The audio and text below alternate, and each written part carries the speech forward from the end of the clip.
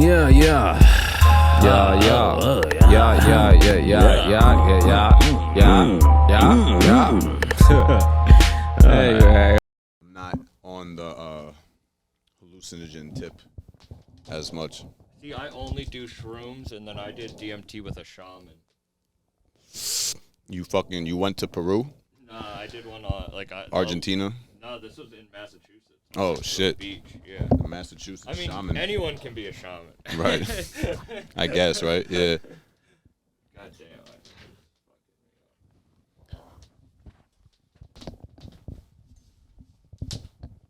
Yeah, there's no real definition of a shaman. It's like a guy who knows a lot about spirituality and does drugs. Yeah, that's like, everyone in a college dorm is a shaman. Yeah, I used to say, like, oh yeah, this chair's squeaky as shit. I'm just gonna change it to that other one. It was just gonna. Is it too much? Yeah. It would have just been loud for the camera. Yeah, you don't want to do that. Yeah, because that gets fucking. That's the only other sound people hear. Squeak, squeak, squeak. Yeah, it's a shame because that's a comfortable chair too. That one should be better. If not, you could sit on the couch and we can I like was literally sitting on a fucking. a rock. Yeah, I don't care. I did my yoga this morning. You can raise that chair too, by all means. In my hotel room. That's good. I'm big into yoga and meditation. I'm like a fucking spiritual white girl. I really like. Yeah. Yeah, that's good. You do all the routines. I mean, I'd be lying if I didn't say every time I see like a little like a easy way, get fit without weights. Like here's a quick routine or a quick little stretch. Yeah. I'll be bookmarking that shit. How do you feel about like motivational shit, like on Instagram? Everyone's trying to sell you a book. So yeah, that's great. You trying to help me, but it's also like, I don't know. It's like the evil Christian that's trying to help you, but will also co-opt everything that you stand for. Yeah. Like he's smiling, but he'll stab you in the back. Yeah. See, I post motivational shit on Instagram, but I hope when people see it, they realize, like, that's why I smoke on this podcast, and that's why it's called Bucked Up. It's Right. like you can't take it seriously. Yeah. I Like, mean, I don't get why people take me seriously. You know what I mean? The show's called Bucked Up. the thing is with at least from what I see, like the way that like I follow you on Instagram, I see what's going on. The like to have excerpts from a interview is different than like, you're not doing like TED Talks or trying to like like posture yourself as someone that's benevolent. Yeah. And I think that's the thing. There's a lot of people like, I don't know, you're marketing self-help. That just feels gross to me. And there's a lot of people that could say that it did genuinely help them, and I can't speak on that. You know what I'm saying? I'm not about to say like, no, self-help is bad. All the people that benefit from it will be like, what the hell's wrong with you? Do you think it's different with like motivational rap? I don't know.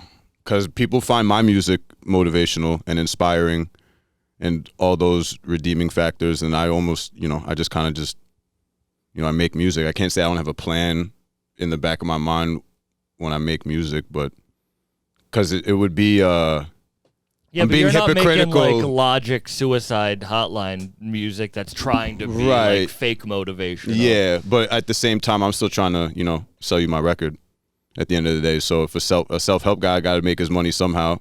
Yeah. You know what I mean? But I just think, I guess because it's like how many people get into self-help, that's almost like, why are you the person I should listen to? Who needs the help anymore? Yeah. I got the help from a self-help guy, and I'm going to go be a self-help guy to go help other self-help guys. It's like a Ponzi scheme. Is it weird when people come up to you saying like you inspire them or motivational and shit? No, not at all. I think that's amazing. Okay. Yeah, because I at least know that I carry myself like who I am. Like everyone that knows me as Theravada, I feel like they don't know me. I'm not about to say like, oh yeah, you follow me on social media and you saw me at some shows, you know me. But I think they have a better idea of who Zen is than maybe other people, stage name versus real name or whatever. You know what I'm saying? Yeah. And I think that might be one of the redeeming factors that is winning me over with fans. Do you feel like there is a big difference between the two? No. I think if there's ever a difference, it's because I kind of knew what the album cover was going to look like, and I'm a person. I can't look. I'm good. I got my own. You'd be passing splits with a lot of rappers. I don't know. Like everybody, you'd be around mad people. I'm not super scared of COVID anymore. I was a little fake scary on it, but I don't be passing spliffs. I understand. Yeah. This is just a straight J. Yeah, that's another thing too. I need the extra. We were talking about shamans before the podcast. I want to go back to the difference between the artist person and the you as yourself, but it's mad funny. My shaman once told me this thing about sharing joints with someone. Like when you smoke with someone, you get very like connected with them. Mm-hmm. And he was saying it's because like you're passing like DNA. Like when you smoke, it's like you're passing like cells onto the other person, and that's what brings you closer to them.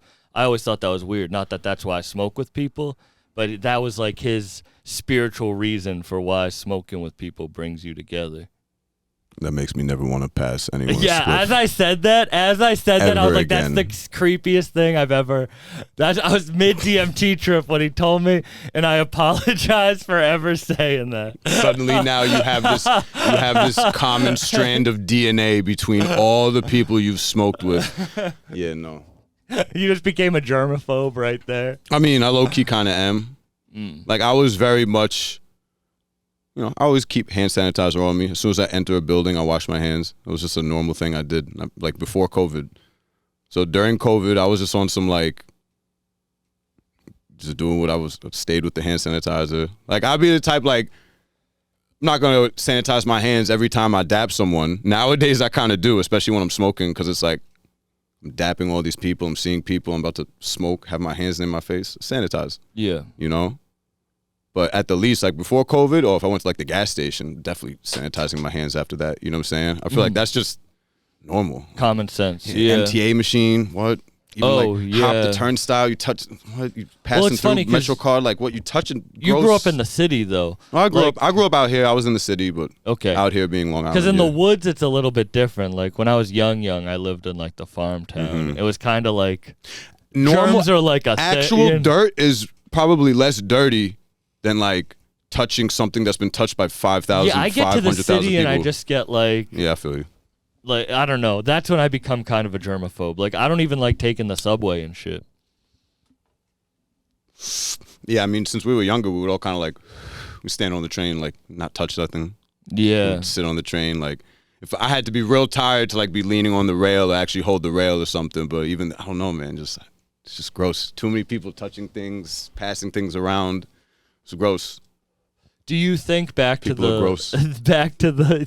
Yeah, I really derailed us with that horrible statement. Now I'm thinking of everyone that I've smoked with now has a part of my DNA. Yeah, they're a part of you. What a commitment. And yeah, no, I'm not gonna edit it out, but I apologize for saying it. But I feel like we were talking about this before, and back to the serious thing. It's like the more. Do you feel like the more your artist self and your personal self are one, that's how fans start like believing in you? Probably.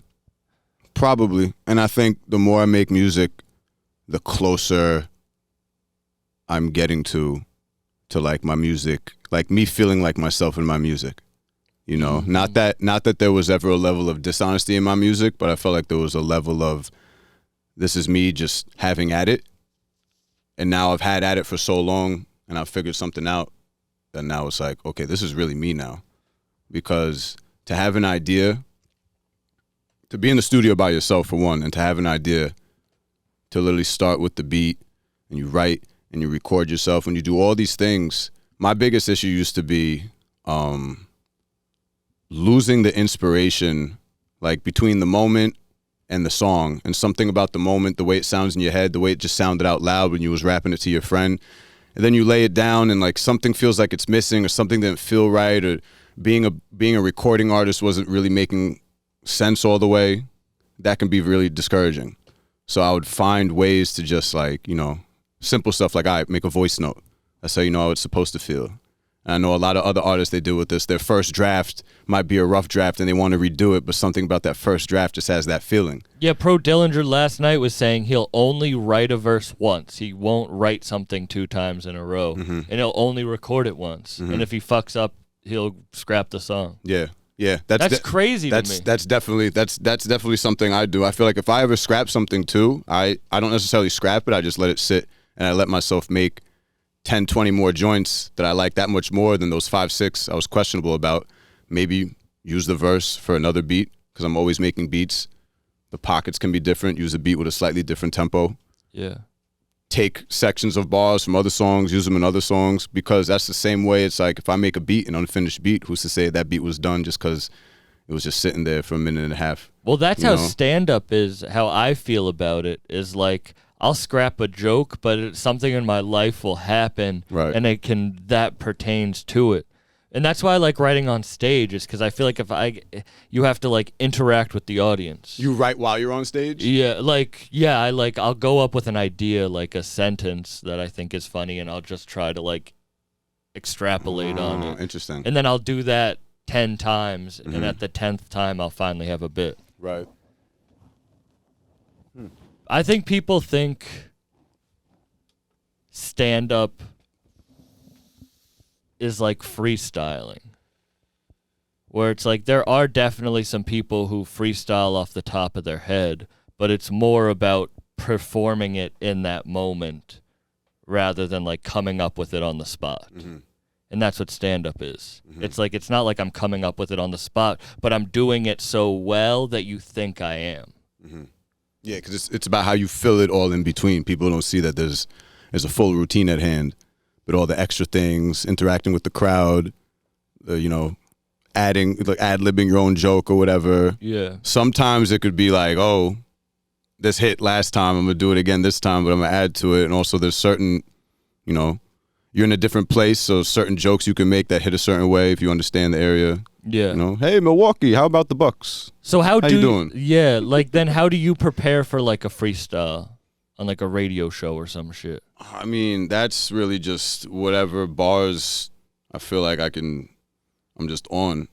It's kind of, I see rap like basketball. Like if I was working on a new move in basketball. Don't you bring up basketball. I mean, it happened. I'm sorry. Like I said before too. I want the record to show you brought it up. I did. I mean, what can I say? It's really, but I have no other analogy for it when it's all said and done, because the only discipline I ever had that was as strong as music was basketball. So for me to, if I'm going to rap, if I feel like if someone says, oh, come rap, over here, come do this spot, just whatever verse I feel like is just strong that I can actually land. Yeah. But I don't know. It depends, because I go through different waves. It's also, I went through a wave of not performing for a while, and I feel like that changed the way I even looked at how I performed. Why? COVID. It was just literally less shows. So that kind of like, that just changed like how I approached my music, how I was approaching the stage. How? Overall. It comes back to that same thing, like that level of honesty on stage, that purity that you want to show on stage, like that level of comfort. I feel like I always had that. I feel like that was one of my strengths, but it was still something like I wanted to change about it. I wanted to change my energy. I wanted to be able to save my energy while still having as much energy, which I also think is something you learn in basketball, like how to conserve your energy while knowing when to use your energy in appropriate times. Yeah. Yeah, that's like when I started learning about like when everyone's like, I can't run. And when I started learning about running, it's like you think you're supposed to like go 100% from the start. But it's more about like, it's like life. It's the marathon. It's like what Nipsey said. It's like, it's longevity over can you perform well at a short period of time. Yeah. I guess I wanted songs too that I felt like the more I age, I want to keep performing them. And I have old songs I would keep performing. It's not like I ever felt like, oh, this is old, I wouldn't perform it. I lost all my old beats anyway, so I couldn't perform them if I wanted to. Yeah, I had my laptop stolen in February. Fuck. Yeah, and I lost both my hard drives. Fuck, bro. Yeah, that was rough. That was a tough time. That was like the week I did my Rosenberg interview. That was when that happened. Yeah, it was crazy. But then since then, I've made like 700 beats, no lie. I'm blessed that I can come here and make beats. I've made a couple hundred beats on this computer. The computer in the other room, I've made all the other beats basically. Yeah. So I was still recording. The whole last project I did was here. So I was fortunate. Like the restart week. Yeah, so that's why even that was an interesting time, because I was like, what music am I even putting out? What verses should I go to Hot 97 with? I had all these written, so I was just like, whatever. But it was weird, because even that, like on the Hot 97 thing, like I felt like I was like a shell of myself that whole week, because I was trying So you got them stolen beforehand. Yeah, it was like 4 days before that.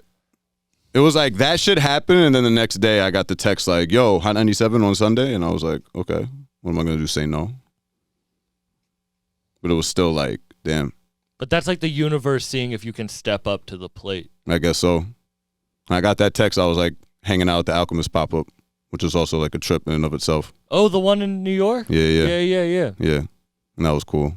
You know, talking to Billy Woods. I was getting advice from Billy Woods right after that happened, and like Alchemist. So it's like not the worst thing, but also like it's just crazy. Yeah. You know, it was the Earl Sweatshirt tour. Was like those 2 days right after. I have the T-shirt on right Oh yeah, now. you are wearing the shirt. Wow. Yeah. Oh yeah, that's fire. That's hard. I didn't even see those in person. Right? That's hard. It's crazy. I need one. But it's funny because I think a lot. I was talking to someone about this where it's like some people get the big thing and they're like, that's it. That's all I wanted. I'm done. But like you losing it the same week is how like the universe, it sucks, but it should be, is like when you get the big thing, no, that's the start. Because like every time you get to the ceiling, it's the floor of the next level up. Yeah. It's like the when cycles. one door closes, another one opens. God damn it, the motivational shit. Did you see that video I posted? It was like a dude. He closes a door of a car. And he's like, when one door closes, the other one opens, and the other car door opens, and he goes, but other than that, it's a really good car, 59. All right, that is mad funny. Good stuff. But nah, for real though, like the same week it happens. Yeah. And then you make 700 beats in, that's not, less than a year? Yeah, about 6-7 months. And not even on some like, yeah, I got 700 the most crack beats out. It's like, no, but I made some shit, you know? Yeah. A lot of them are getting used for sure. Like a lot of them, I've recorded on a lot of them. I'm working on like 4 albums with other rappers right now. So you just put out the one with Young Morpheus. Yeah, and I got me and Stark are coming out next, and I'm working with Nick F, Fly Anakin. Oh wow. Me and Monday Night. Me and Marlo Demore. Yeah, I got a lot. Who do you feel more like at peace with, you as a producer or you as a rapper? That's funny. I feel like you can't be a rapper and be at peace, because there's some type of conflict that needs to be expressed, and I feel like that's what gives the urgency to the rapper. Not that it's a necessity, but I feel like that's kind of my thing. Like I feel like I'm most inspired at a state of conflict, and maybe the conflict doesn't need to be like a bad conflict, but there's a moment where you're like, you know, it's those points where you learn something, and it could be internal, it could be external.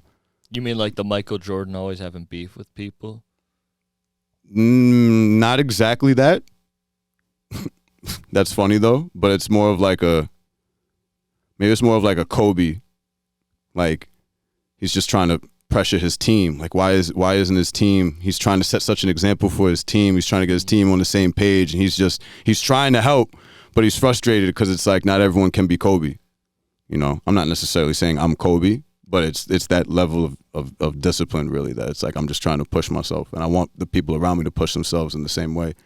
And I guess I get frustrated when maybe sometimes, you know, like I feel like I need to not hold other people's standards to mine. I just got to focus on what I'm doing. Yeah. You know? Yeah. It's like, someone was saying, a friend who owns like a food business was like, you want your employees to like love and care about it as much as you do, but of course they're not, because that's not like their dream. Like their dream is their dream. So you have to find people who are willing to give enough and also follow their own dream. Yeah, and it's not that I have an active issue with anything. That's what I mean by like the internal but conflict and turning points. Yeah. As a fan, now I get why more people don't collab. Why it's like harder for artists to collab. Because like when you're a fan, you're like, why don't you just DM him and do a song? Why don't you just DM him and do a song? Yeah, why don't you? And it's like, nah. That's really not how it works. I literally, like, I used to say all the time, people say they want to work with me, and I'm like, no, you don't. You don't want to be annoyed by me. You don't want me to tell you that we have 30 more songs to make. You don't want me to tell you that I feel like you should do this part different. You don't want me to tell you that I don't really like that one bar you said. Like, you don't want to deal with that with me. Yeah. You want to form that relationship with someone that you trust first, and then you should work with that person. Yeah. Because fuck about, oh, that would sound dope if we work together. I really want to work with you. Like, that's great, but don't you want to work with people that you formed a relationship with? Don't you want to do something more meaningful instead of just like trying to make everything like a business play? I don't know. And I think that's also to come back with what I really mean by like that level of honesty in my music is just pushing that I'm working on something that this is really something that like when I die, yeah, that was me right there. Not just because it was the thing to do, not just because I thought it was cool, but because no, this was my work. You know, not just this wasn't me just participating. Yeah. You know, and I'm told that, you know, which is cool. I'm told that when I'm outside of New York, people tell me like, yo, you're in your own lane. And I think that's cool. That's like the best thing I could be told. That's what keeps me going. Especially outside of your home. Yeah. In New York and like even in different cities, yeah, people, they tell me like people that are like, they're all super tapped in, but they tell me like, nah, you kind of got your own thing. And I feel like since I keep that kind of like constant recycling of like checking myself and always really like trying to level up in all things. Because with beats is like, beats I can just get lost. Making beats is like, it's expressive, but you know, you're digging through samples and you're just finding something hot and you're thinking to yourself, wow. It can be at peace. Yeah, that's the thing. I think making beats is definitely more peaceful. And not that rapping isn't peaceful or fun, but I don't know. I dig for a little more pain. Well, it's like one's supposed wanting to be at the forefront and one's cool hanging back. Yeah. Yeah, I can just kind of smoke and listen to records. I get what and dig, you know, and then that's one thing. That's like a Sunday afternoon. You can make the hottest shit you ever made while cleaning on a Sunday afternoon because you found that right sample and you flipped it real quick, second nature. Rap, it might be like, oh, I heard something and I caught something and I wrote in that moment. That was cool. Or it might have been, nah, it was bits and pieces of these moments I was having that I collected my thoughts and I really put something together, you know. And I don't know if my music ever really comes across that way because I get told all these interesting different things about my music that I almost don't realize I'm doing because I don't even think, I feel like I'm on zero, you know what I'm saying? I look at myself like I'm on zero. I look at myself like I don't even have anything out. I look at myself like people don't know. I do too. You know what I'm saying? I do too. Yeah, that's the best, and I feel like that's the best way to go because that's how you keep yourself in check the most and grounded. That's why I'm hard on other people, and that's why like I try not to be because it's like I like hate myself, and that's the only reason I can push forward is like this hatred of myself. But then you can't push that hatred of yourself like onto other people. I get what you're saying about the conflict. I hate myself. There's a reason that I want to get on stage and have a room listen to me talk. Like, there is conflict. Right. Yeah, of course. Like, you just want people to listen to you. You're like, fucking listen to me. Yeah, because who wants to listen to the guy that just gets on stage and he's like, yo, it's my turn. But that's you with music. Yeah, the conflict, you're like, no, listen to what I'm saying. Right. I'm making this for you to listen. Right. Yeah, and that's what I ever admired in a performer was whatever level of command they had over the crowd, and sometimes that command doesn't necessarily come from like overtly demanding attention. The command comes from just, you know, it's just drip sometimes. Yeah, you could start your set real quiet. You don't gotta be all loud like, yo, everyone come the fuck to the stage. You could start your set real quiet. And it might take 20, 30 seconds for people to realize you started your set. But next thing you know, you got the whole room because you started slow and that pulled them in. Yeah, like you had a dope set at Top Shelf. Oh, thank you. I appreciate it. Yeah.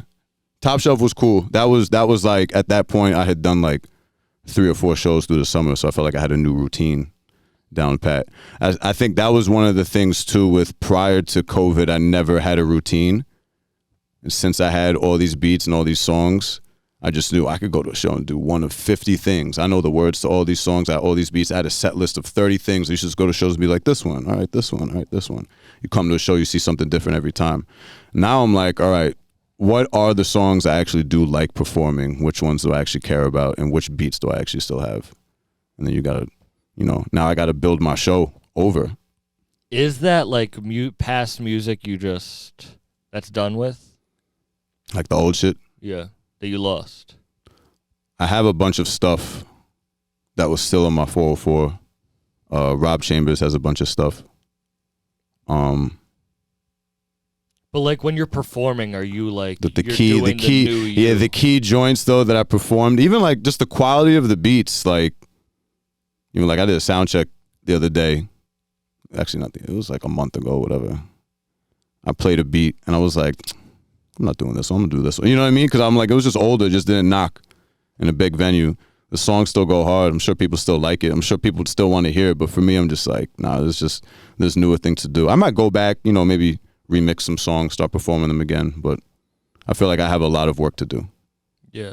I feel like whatever I've done, I don't know. I feel like I'm still really small. You know what I'm saying? I feel like I get a lot of love. I get a lot of credit. I get a lot of support. But I still feel like it's very small, and I don't want to look at my music that I've already made as like, let me just keep leaning into this. I can, which is great. I can keep, I can make a Zen Griffey shirt. People still gonna buy it. People still tell me like, yo, I just heard Zen Griffey. It's amazing. And I'm like, wow, I'm already like, I'm not over it, but I'm older. It's 5 years ago. Yeah. I just feel like I have so much more work to do. I feel like those were like my early mixtapes. Y'all really like my early mixtapes, but I don't even want to think about a plan for like a 5-year anniversary show or anything like that. Cause I'm like, I'm not, I go see Lloyd Banks do a 15-year anniversary. I'm not Lloyd Banks. I'm not about, you know what I'm saying? I feel like I have so much more to do. Yeah. When did you start feeling like you were on the right path though? When the producers that I liked early showed me love early. Like who? I did a show in Richmond with Obliv in 2015, and I was such a big fan of his. And he came up to me after my set, and he was like, yo, I really fuck with that shit. Hard Body, bro. That was fire. And I was like, wow, like crazy. That to me was fire. The year prior to that, I had seen him play in Brooklyn, and he was outside smoking a cigarette, and I didn't even go up to him. I was like, I don't even want to bother him. He has to perform. You know what I'm saying? I'm not even, A year later, I'm outside smoking a cigarette. He's coming up to me like, yo, I fuck with that, bro. That was crazy. And I was like, oh, shit. That just kept me focused. That kept me saying like, all right, whatever it is I'm doing, whatever it is that I fuck with, because I'm making shit for me. Other people actually like that too. And for me to even be put in that position, because it was, cats in Richmond doing their thing. They were fucking with me just for me to be out there. I was honored. I remember they brought me to the venue. It was like 10 people already at the venue just hanging out. All these kids made beats, did art, whatever. They all knew my name, my stage name. That to me was all new at the time. So I was like, wow. So just for that, and that was Satellite Syndicate. They put me onto that show. That was just crazy. That was a time, But those were the small things. I was like, oh, this is like, that was my first time being brought out of New York to do a show. Was there ever a point where you thought you were going to be done? No. Even when I was like, damn, I might have to stop for a little bit. It's never like I'm going to be done. I can't be done. Because that's also, that's void of whatever prospective career you think you have. If you do this, you do this. Because I was always going to do this, I think, void of the money. Yeah. I got involved with it because I saw people around me doing things that were making sense and getting noticed and doing things on a professional level from a younger age. So for me to even get involved, I started with DJing, and from there to start making beats. And at what age? Maybe 20, 21 started DJing. 19 maybe. DJing for my rap friends. DJing some house parties. Maybe a couple bars here and there, regular. At that time, everyone was trying to be a DJ too, but I felt like I had an actual I could DJ for fun. I'll pull up and play some hip hop shit, whatever, or I'll come DJ the rap show. And that turned into like playing beat sets at the rap shows and getting my own rap set at the rap shows because my confidence came from being around all my rap friends and doing their sets. I start rapping. But I noticed that the attention people gave me was always like a little more like a, yo, that shit. Like people will come up to me. It's like even if it would be a room of 20 people and one person will come up to me, they're going to come to me and be like, that shit you just did, bro. That shit you just did was... That's all I needed. If there was always one person that was like super moved by my shit, because I know that they probably like the same shit I like. So whatever it is I'm doing, they know that, oh, it's the weird beats with the ill raps, with the, you got the punchlines, but you saying ill shit. Like, I fuck with that. I get that all the time. Little shit like that. That's why I used to try to do shows all the time for fun, like on some basketball shit.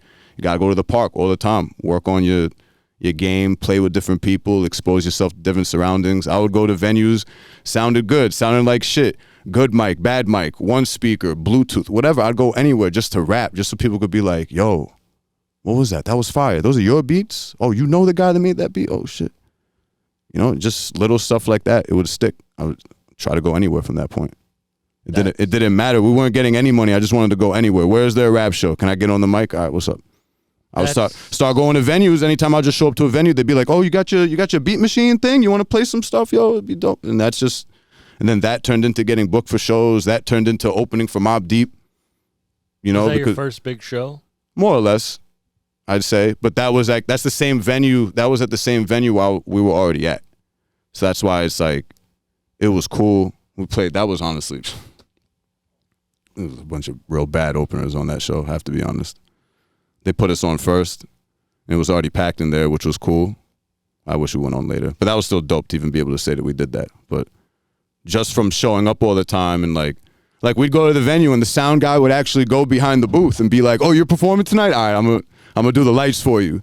You know, because for the rest of the show, it wouldn't really be like, you know, it's just like, you know, whoever signed up for the week to perform or whatever. So when you get stuff like that on a local level, like the dude who's you got to fucking find and hound down half the time just to do your sound, he sees me and he's like, "Oh, what time you going on?"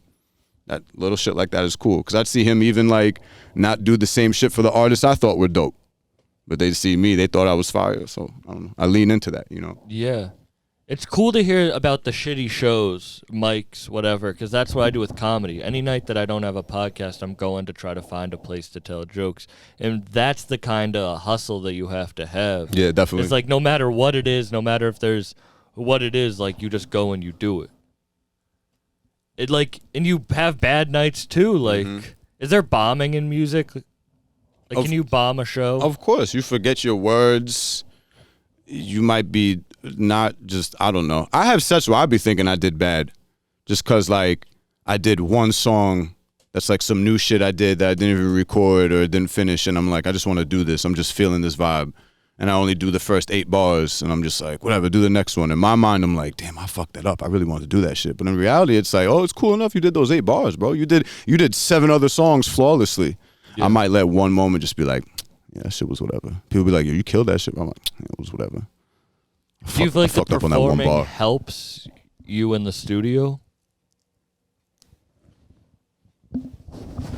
Yeah, because from my original approach, I would perform songs that I hadn't recorded yet.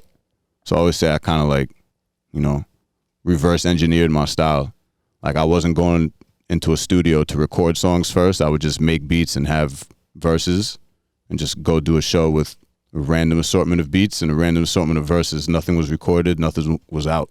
I did my first rap show at Tammany Hall in Manhattan, which is a venue, I think it was on Orchard Street. It used to be on Orchard Street or Ludlow, one or the other. But I did my first rap show there. I think it was 2014, like my first solo rap performance. And someone came up to me. He's like, "Oh, how long you been rapping for?"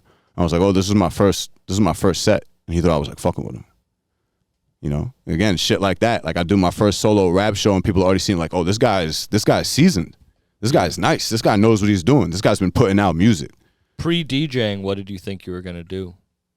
Be a fucking history teacher, and like maybe like do a clothing brand on the side for fun because I was into stuff like that, and maybe still DJ because I always loved music. It wasn't like some like later in life thing to get into music. I was always obsessed with it. I wanted to know what sample they used when I was younger. I was that kid, you know, in the CD booklet looking at everything, you know. What changed with samples? What you mean? Before you could find samples, now like no sample snitchy.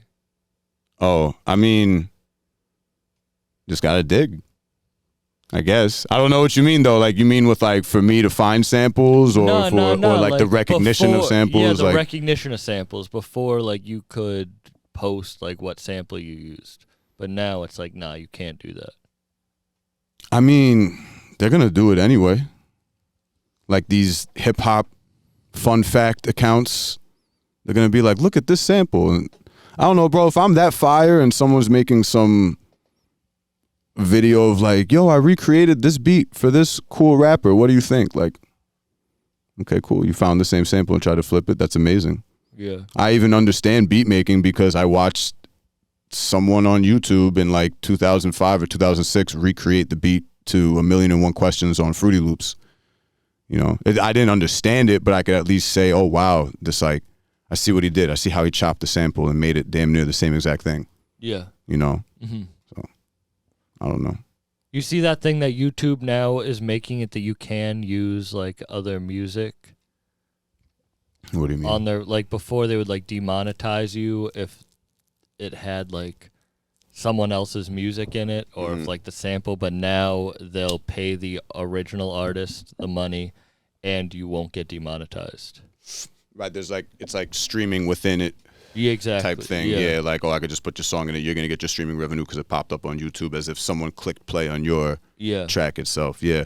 I mean, that's how they were kind of doing it for video games for a little bit too, right? Like every time a song played in the video game, no matter who was playing it, it counted as a stream. Oh, yeah. Mm-hmm. Well, it's because I think about it like I was listening to Danny Brown talk about Atrocity Exhibition. You know that album?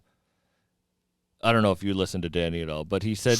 I'm a fan, but I don't think I heard that album. Is that a more recent one? It's probably like, it's after Old, so probably like 2016. Oh, really? Okay. It's that one that has the song with like Kendrick and Earl and Ab. Yeah. But anyway, he was saying that he spent like $80,000 on samples.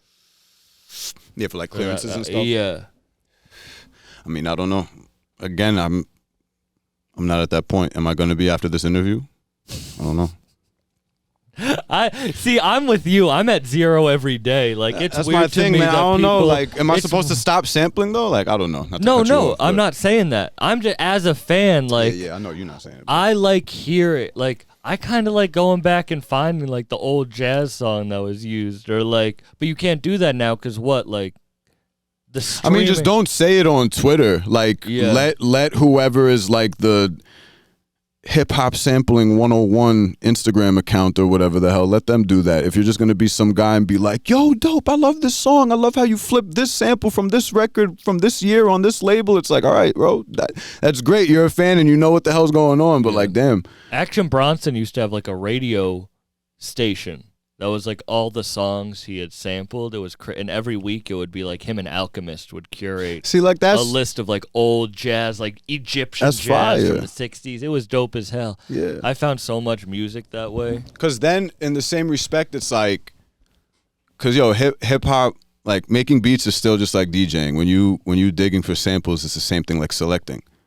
You know, I think about it all the time. Like, yo, if I just showed up for a bunch of like old heads and just DJ'd all the tracks that I sampled, people would probably be like, yo, what the hell? Where'd you get all these tracks from? Like, my uncle was a DJ in the 70s, and I showed him my little digital crate on my phone, and he was like, oh, I have this, I have that. I'm like, yo, if you have this and that, I need to see your collection, because I didn't really know until recently. He was on some shit. Like, he was telling me, he's like, yeah. He's like, I was really digging in the 70s. He said he wanted to pull up and DJ, like, the deep cuts. He wanted to play stuff people never heard. He told me, he's like, yo, if I cleared the floor and there was only 4 or 5 people still dancing, I was like, yeah. Like the same way how I just told you, if I had one person fuck with me, I knew I was doing something right.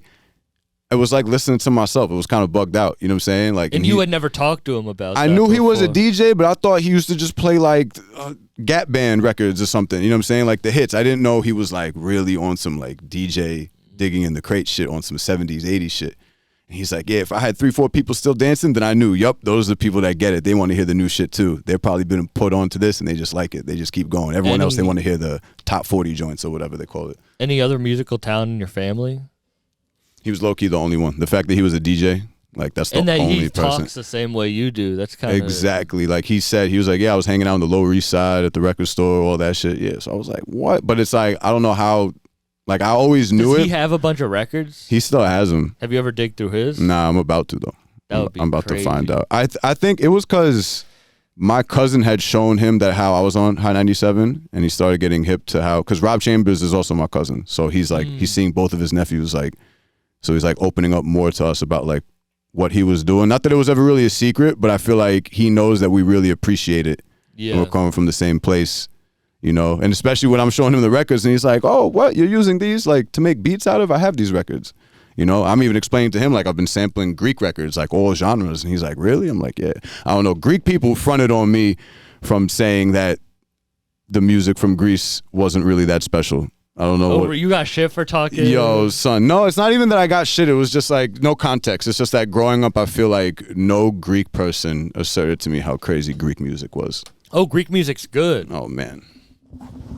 I'm kind of giving it away right now, but I think we're deep enough into the podcast that if you've listened this long. But I mean, I'm Greek, so it's like, yeah, like a lot of the stuff that you're gonna hear on my stuff coming out is a bunch of Greek samples, but you might not even be able to tell. See, sample snitching is so crazy that you don't even want to say that you're using Greek music. The game is to be sold and not told. And I feel like people I don't get sample any. I don't even make beats, which is crazy. Yo, what? Yeah, what's the difference between a producer and a beat maker to you? I don't know. Producer and a beat maker. One will post about it on Twitter, and the other one is just gonna laugh at it. And you can decide which one is which. I get you. Yeah. Someone said that the other day, and it like makes sense. Like, would you get offended if someone was like, producers make beats, but beat makers produce when they make beats. But a beat maker is not going to make beats when he's producing, but a producer produces when he make beats. You get what I'm saying? Mm-hmm. Yeah. Yeah. It's deep, you know? Yeah. People don't get it. Yo, you saw what's his name say about the side chaining thing? I think if you side chain, you're beat making, but if you side chain while you're producing for a beat maker. What's side chain? Exactly. You might be a beat maker.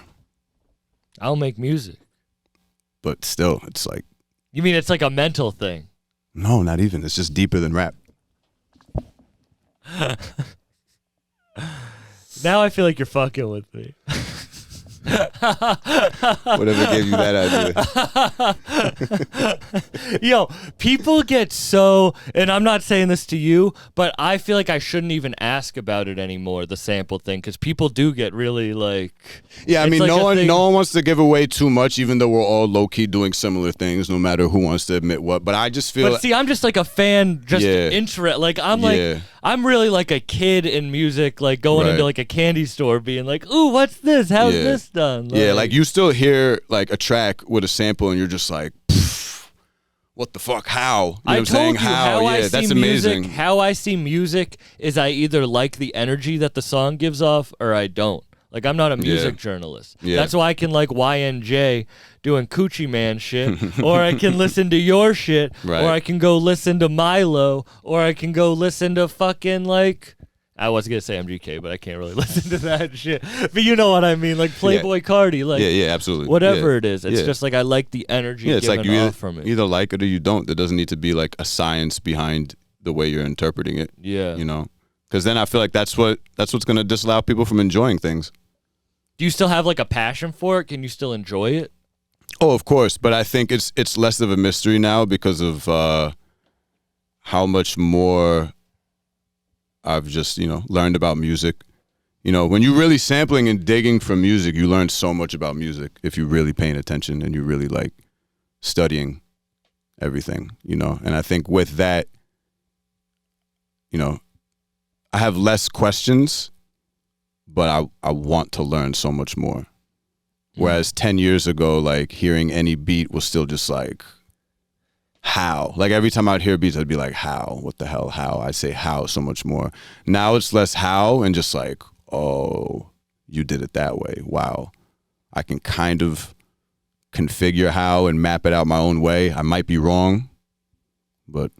And then does the business rule it like, it's hard. Like you have to learn that balance of doing the business but keeping the passion. Yeah. That sucks.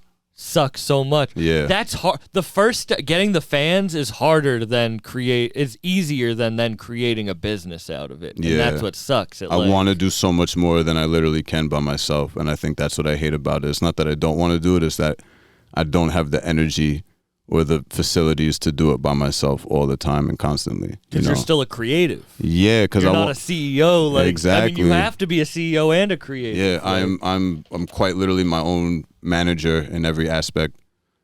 You know, shipping and handling and packaging everything yourself and designing everything yourself and going to the manufacturers or whatever printing places yourself and seeing all these things out and getting samples of things yourself and producing yourself, recording yourself. I gotta sit here and go and get up in the booth just so I can get the good booth quality. After a while, I used to be like, nah, I'm not doing that.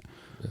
But now I'm like, nah, man, I have to. I got this booth. I gotta use it. You know, you're doing all that. And even while doing all these mechanical things, like you said, you gotta stay that artist and stay inspired.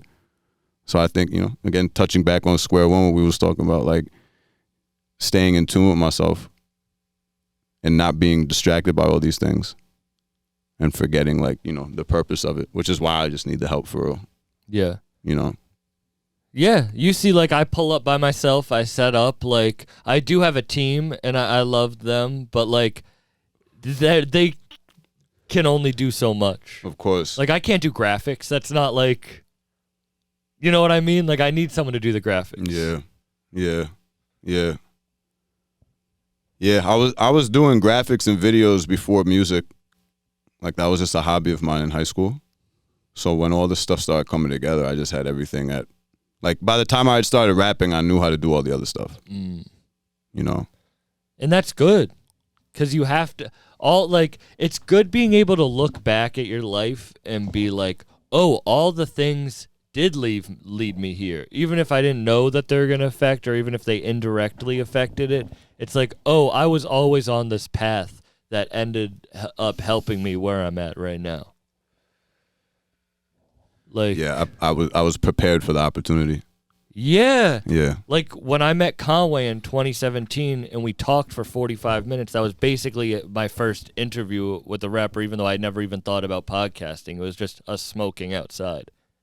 And then that, like, I didn't know what that was going to lead to. Mm-hmm. I didn't talk to him for another 2-3 years. Mm-hmm. Like, it just ended up working out. Mm-hmm.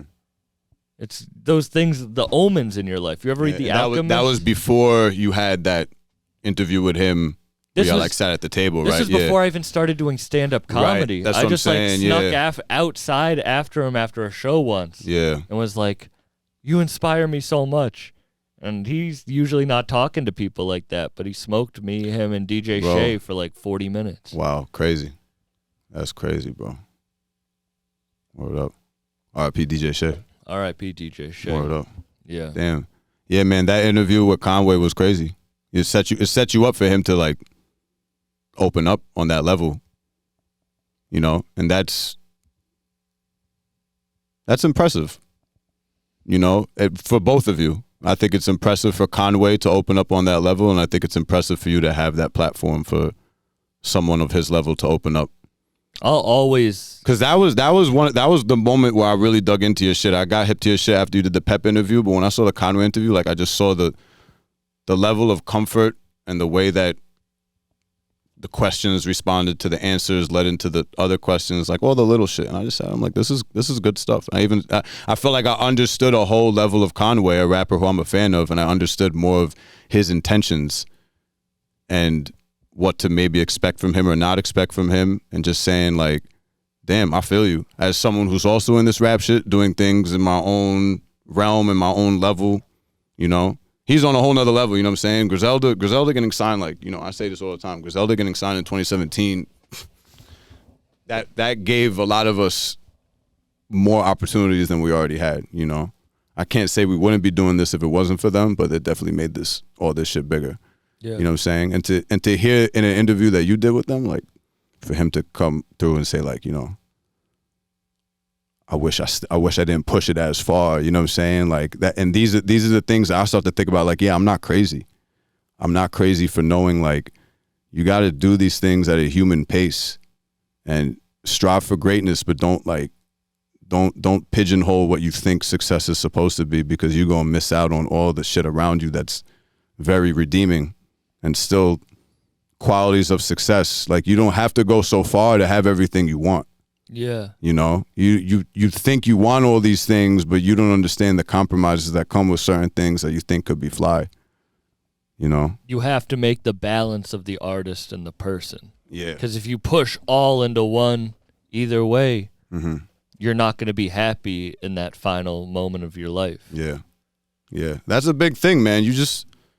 We're all just trying to be happy and satisfied with our lives and cover all the bases. And the fact that I could even make music, the fact that I could even sit here and have this conversation with you, like, that's success. You know? I could use some more money in my pockets these days, but, you know, that's on me. Everything else that's happening, you know, you got to take it in stride, but not take it for granted. And I think that's what a lot of people struggle with, is like, you got to tell people, like, yo, appreciate it, but be cool. But it's like, so what you want me to do? Celebrate, but with no balloons? Like, which one is it? You know, so it's a lot, man. Life isn't easy, bro. What you gonna do? No, you know? but the pursuit is the thing that gives me joy. Like, I don't know what's going to happen. I don't have a plan of what I have a blueprint of what I'd love to do, but the pursuit of just being like, I know I believe in myself enough that if I just do every day what that day I know I'm supposed to do, in the end I will be happy. This is funny. You know when I knew I was actually nice at rapping? Like, for real? Like, I knew I was nice, but this was when I was like, nah, I might actually be nice for real. This is funny. I was in a clubhouse room with Joe Budden, and it was like me, like 10, 12 other women, maybe like 1 or 2 other dudes, and Joe Budden. And they were all just like picking random people that were listening to come up to the room. This is when Clubhouse was brand new. They pulled me up in the room. They're all instigating me, asking me all these questions, looking at my Instagram. They're like, oh, he raps, rap right now. I'm like, nah, this is a setup. And Joe Budden's like, nah, rap right now. I'm like, whatever. I kick a 16, and they're all like, oh, yo, he's fire. They're quoting my bars in real time, like all of them, like saying the bars together. Like, even Joe was like, yeah, I'm kind of tight. That was fire.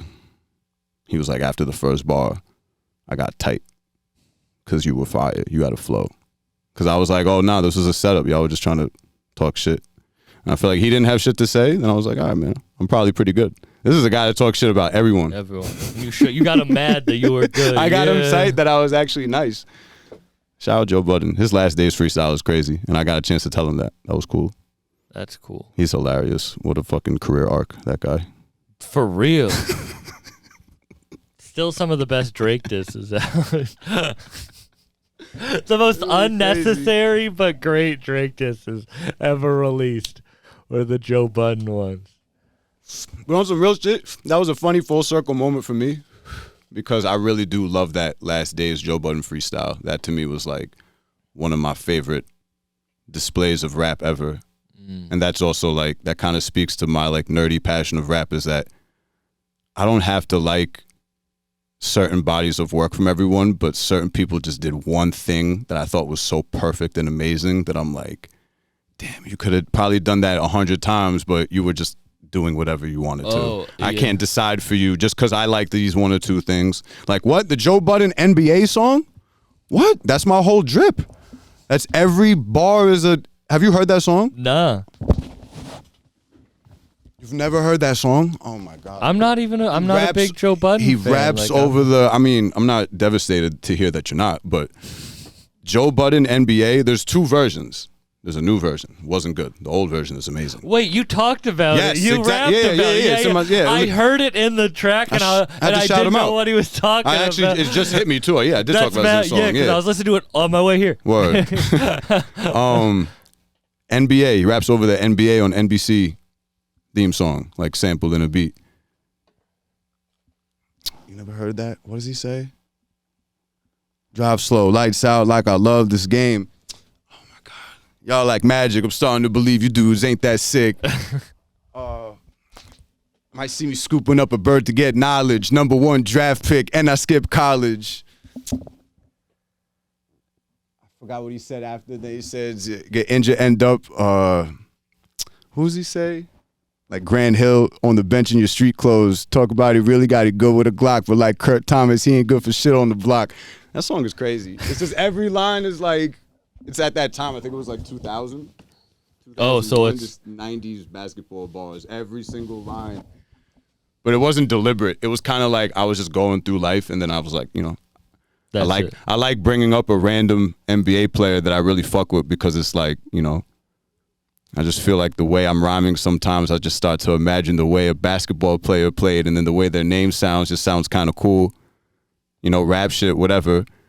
But then I remember the one day I went back and listened to the Joe Budden NBA song, and I'm like, oh my God, this is literally all I ever try to do. This is so funny. That's your like. Yeah, it's not my main drip, but it's like I get what you mean. Yeah, basketball punchlines is fun. But you want to know? rap about what you want about. Rap about. Yeah. We were talking about DJ Lucas before. He raps about the most.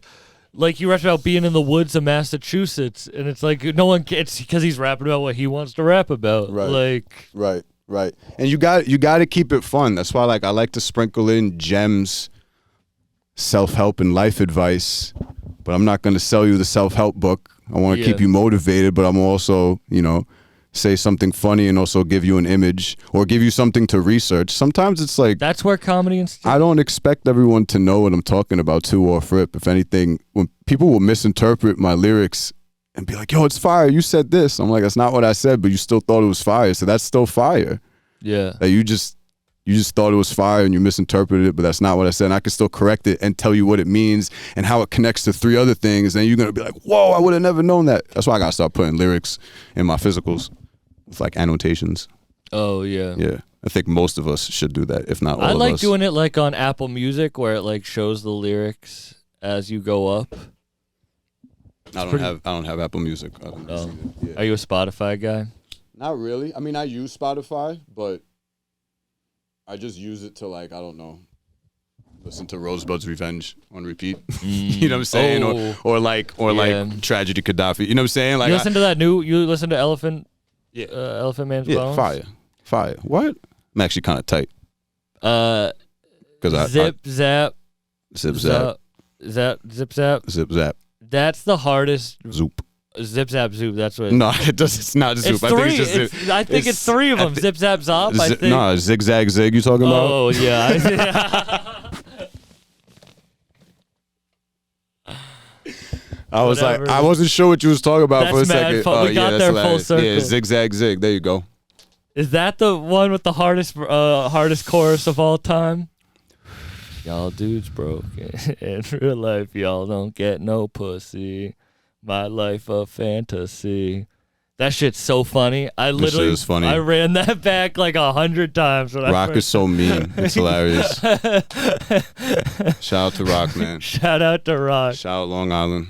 Man, thank you for doing this. This was dope as hell. Doubt, man. Thanks for this was awesome. Thank you for having me out. Definitely. That happened 2 times where I fucked up the dap. There we go.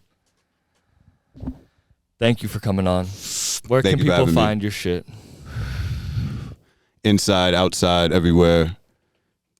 I don't know. What do you need? Spotify. I'll put it. They don't. I don't even know why I do plugs. THERAVADA.